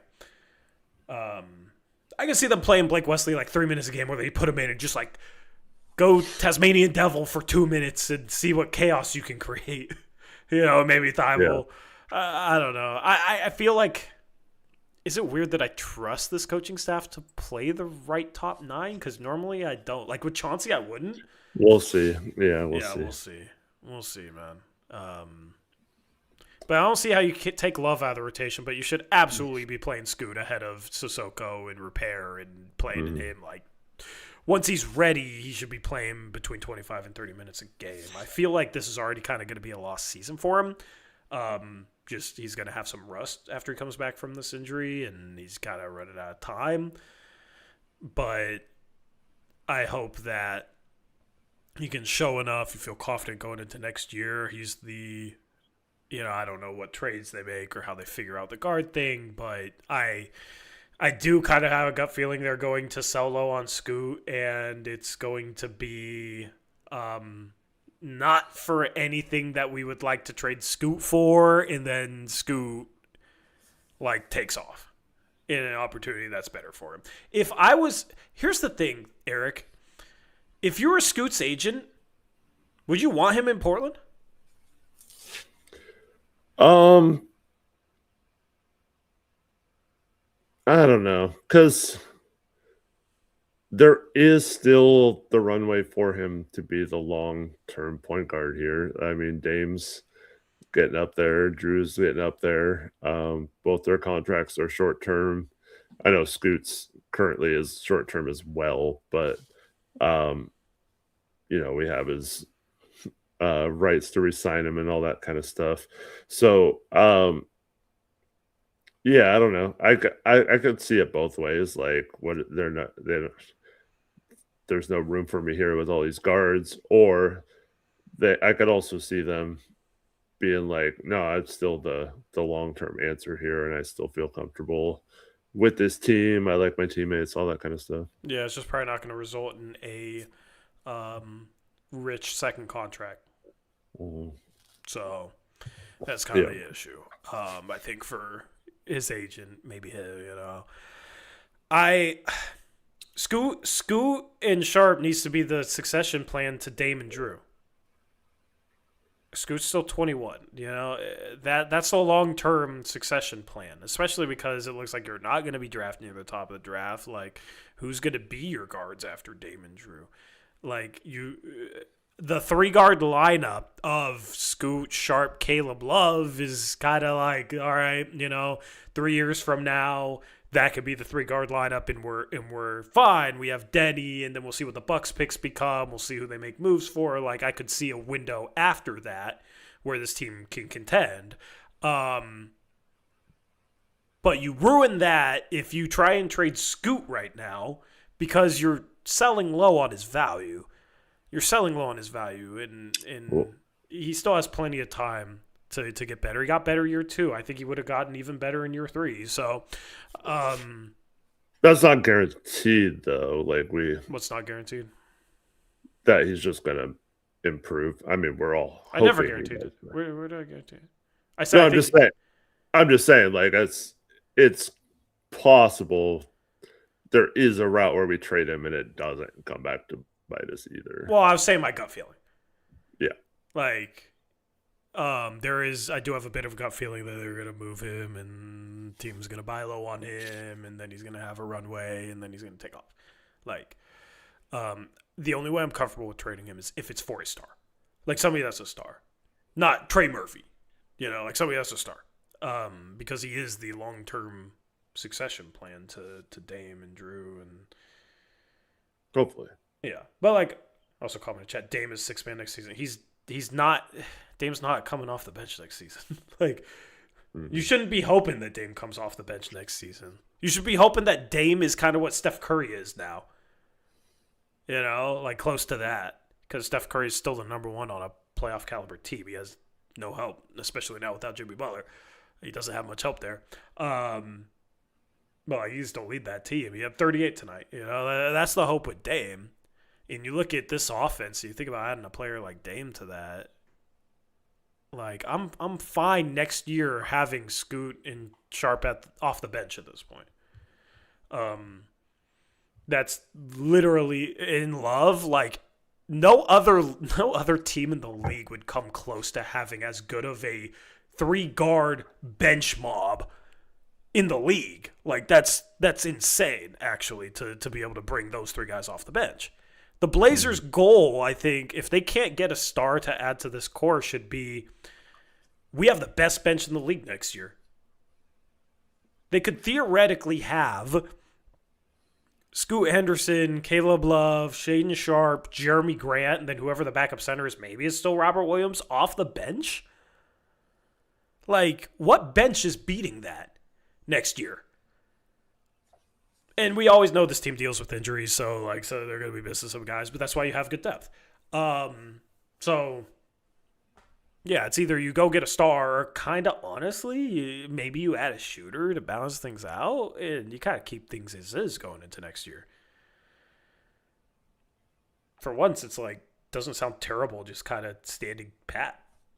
So, super, super weird. I don't know what 2026 is, but it's been a weirdly good year. Because I never have ever said that. I've never said that, ever, on this channel. So, anyway, those are all the other players. Let me pull up the standings here, and then let me share that. Well, we skipped over Rob Will. Rob Will, what'd you think? He got his name in the box tonight. Great defensive effort, 10 rebounds as well. Had some blocks. His one foul was kind of a punishing block shot as well. Sent a player to the floor. I forgot who it was, but was very physical tonight, and I thought he had a really, really nice impact off the bench as well. Yep. All right, let's look at these standings. Blazers are currently 4.5 games behind the 4th seed. I want it. Or the 5th. I'll take the 5th seed. All right, yeah, I'll take the 5th seed. Give me Houston the first round. We own them. Blazers are a game and a half behind Golden State for 8th. So Golden State lost today. Minnesota lost today. Minnesota's lost 4 in a row. Don't really know what's happening there, but they're struggling. The Lakers lost today. The Suns just keep playing good basketball, man. I mean, that's a team that on paper doesn't have a ton of talent, but they play really good defense and play as a unit. And Matt Ishbia learned some things. Houston lost today in overtime against Philadelphia. So, it'd be cool to just be in the conversation with these teams, and man, they're inching closer and closer and closer. The LA Clippers are also inching closer and closer and closer, but the West is just loaded. I think you're going to have 10 above 500 teams at the end of the year. 10 above 500 teams at the end of the year. I feel pretty comfortable with this team in the play-in right now, given that Memphis is 3.5 games behind. Might be looking to move Jaw. Might be looking to move Jaren Jackson Jr. Dallas is 4 games behind. They're probably looking to move AD, and he's out right now. And then Utah's 8 games behind. They just started tanking recently, essentially. It kind of feels that way. So play-in is not really a question for me anymore. Now it's just, can you actually, A, make the playoffs? B, could it be so good that you can get out of the 8th seed and make the playoffs? Can you get into that 8 versus 7 playing game? That's the goal. I would be very disappointed if they can't pass Golden State after the Jimmy Butler injury, and Portland has the tiebreaker. Portland has 1 more loss than them. They're only 1 behind in the loss column. So the goal absolutely be pass up Golden State. They're only a game and a half ahead of you. And then it's that next tier where Houston, Phoenix, LA, and Minnesota right now are separated by half a game. Can you threaten one of those teams where maybe you can get the 7th seed and have that 7 versus 8 playing at home? Can you threaten 2 of those teams and put yourself in the conversation to potentially get a 6th seed and not have to deal with the play-in? And then what's the matchups looking like there? Obviously, San Antonio's tough, Denver's tough, OKC's tough. OKC's the toughest. I would love to play Houston in the first round. I'd love to play Phoenix in the first round. I'd love to play Lakers in the first round. These are those are matchups I'd actually feel a bit of confidence going into. But you never know with injuries and this and that. Shock the world. I don't know. The 7th seed beat the 2 seed last year, but the 2 seed was Houston. So it's just, can you put yourself in the conversation? There are 4 games out of that conversation. You win a couple more games and you have one of those teams lose a couple more games and you're 2 back. With 30 games left to go or 35 games left to go. At that point, at that point, easy stretch in March, bunch of winnable games. At that point, you are threatening to play your way up for a 6 or a 7 seed. So you just got to keep winning games. Obviously, that's the name of the game. I said it earlier this season, given the higher expectations this season, that like a lot of times in taking years we focus so much on the process, and there were games where the Blazers didn't play good but like squeaked out a win and kind of got lucky, and yeah, the process was ugly, but I was happy just with the fact that they were able to pull out a win, because this is the goal. There's higher aspirations where just winning games, even if it's ugly, means something compared to previous years where winning games just meant lower lottery odds and the process sucked. Like there wasn't a whole lot of benefit there. So any thoughts on the standings, Eric?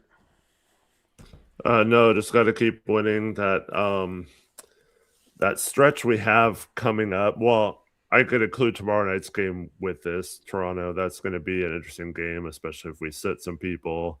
But then that 3-game road trip,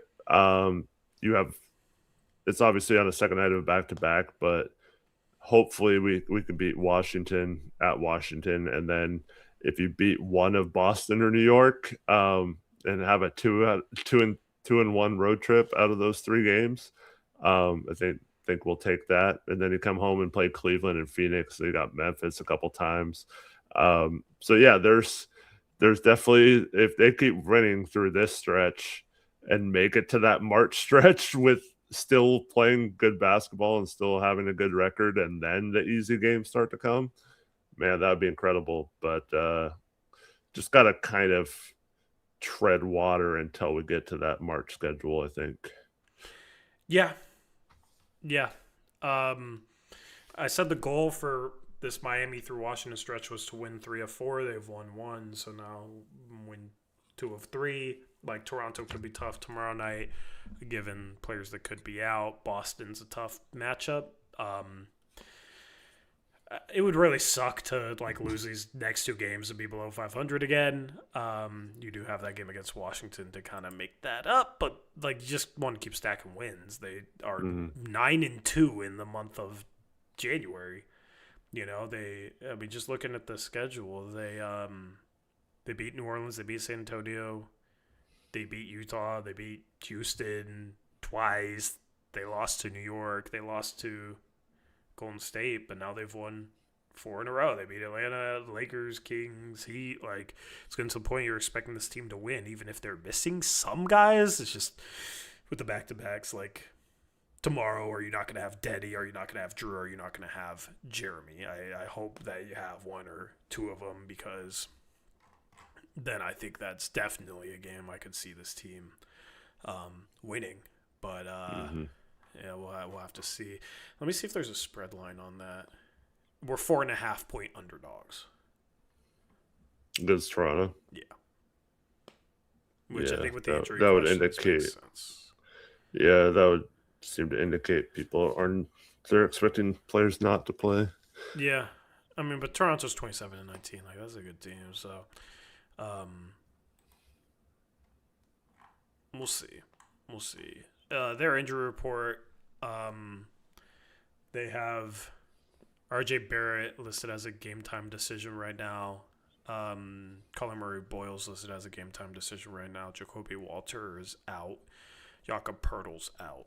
So this is a game for Donovan Clingan to shine. Mm-hmm. With Jakob Poeltl out, okay, let me see who they've been starting.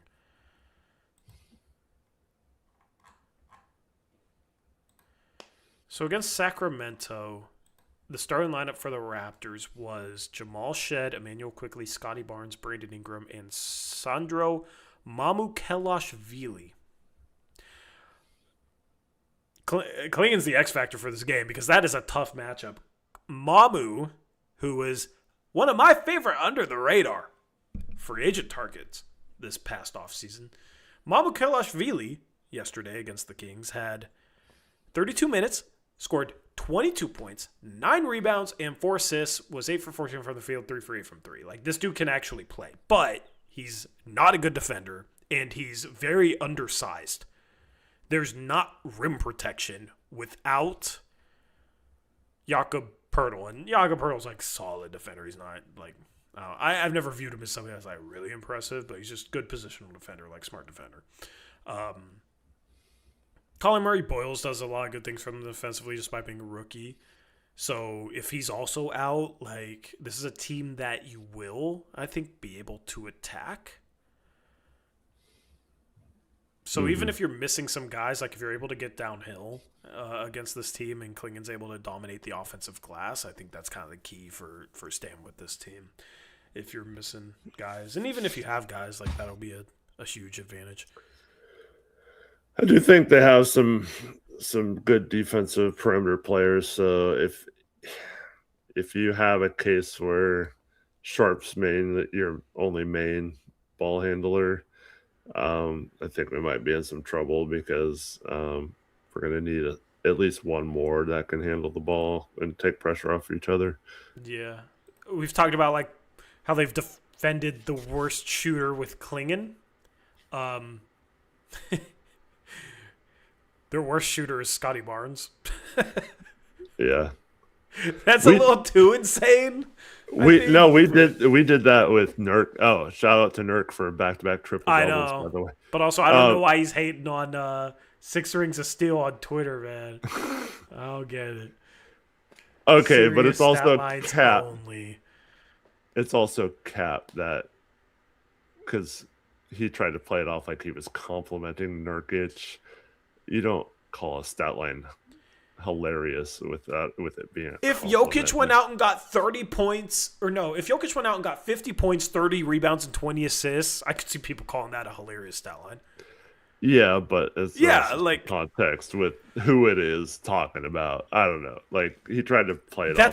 That's obviously a insane stat line. Like I know.